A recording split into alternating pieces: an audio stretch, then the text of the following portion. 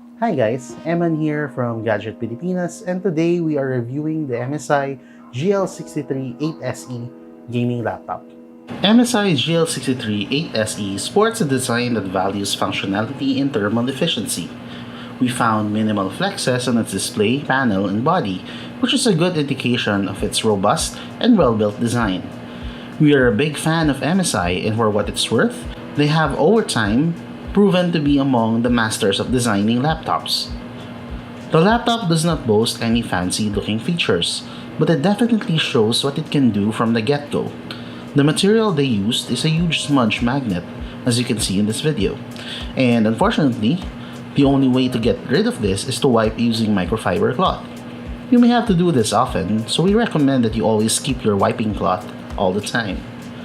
The MSI GL63 8SE we reviewed features a full-size SteelSeries red backlit keyboard. According to MSI, every detail of the keyboard is calculated and designed with 1.9mm key travel for better response and tactile feedback, optimum WASD zone, mechanical level shielding, and support for anti-ghosting for up to 45 keys. We can fully attest to this, and we find it among the best ones we have tried in ages. I've got some mixed feelings with the trackpad located below the keyboard. I've got big hands, and sometimes I find myself accidentally placing a portion of my palm on the trackpad that inadvertently moves the cursor to a new position. This is never an issue when playing games, because you don't usually use trackpads when gaming, of course, but it's a major one when typing. In this regard, I recommend that you use a mouse and disable the trackpad when playing games or typing. On top of the keyboard, you will find 3 physical switches: fan mode, shortcut to drag and center, and sleep wake. The position of these switches are very convenient and quite distant from the keyboard. Fan mode switch is very handy as you can easily switch the fan settings to your heart's content. The laptop has 2 adjacent fans. Each fan revolves 5,300 to 5,600 per minute when cooler boost is enabled, and one fan works and revolves around 2,400 per minute in normal mode. While I may be getting ahead of myself here, our experience when cooler boost is enabled drastically cools both the CPU and GPU by around 20%, which we find very outstanding. While playing AAA games like Battlefield 5, The Division 2, or even Shadow of the Tomb Raider, we noticed how cooler boost cools the GPU from 77 degrees to 57 degrees, and the CPU from 95 degrees to 81 degrees. One of the nicest things about the new laptops by MSI is Dragon Center. The new and revamped version of Dragon Center focuses more on empowering and putting the control to the user. From performance down to battery master, it's obvious that MSI wants to let the user customize their MSI gaming experience. And if you don't want to mess things up, you can easily call Lucky, the MSI Dragon, to help you in setting everything up by answering some questions. Now, let's talk about I/O. MSI knows that you need your laptop to help you become more productive. From using other peripherals to using external storage devices like hard drives or even micro SD cards, MSI GL63 8SE has got you covered.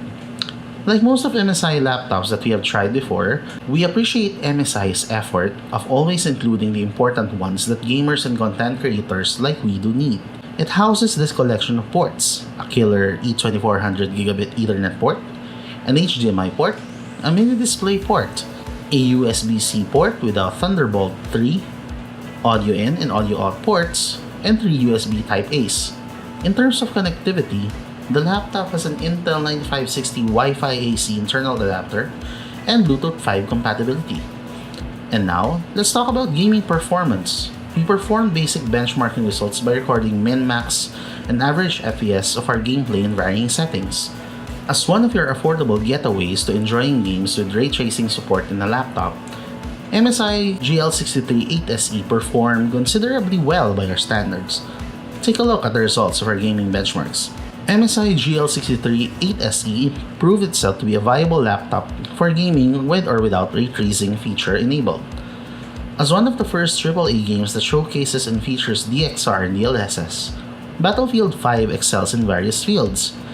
While this was the case, we pushed the GPU further and set it to both ultra setting and high setting respectively. This way, we would know the extent of playability of the game at the highest possible settings with DXR and DLSS enabled.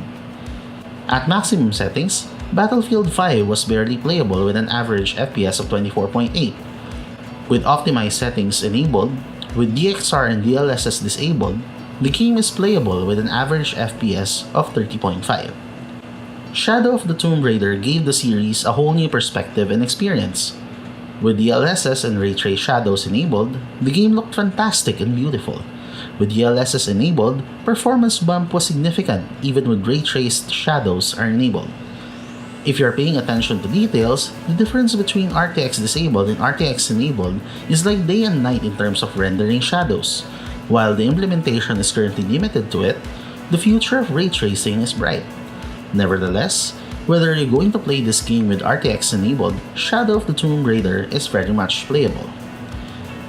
As one of this year's most anticipated looter shooter, Division 2 promises rich gaming experience with heavy emphasis on looting, PvE, PvP, and story. We played more than 135 hours of this game and spent around 12 hours of it playing using the MSI GL63 8SE.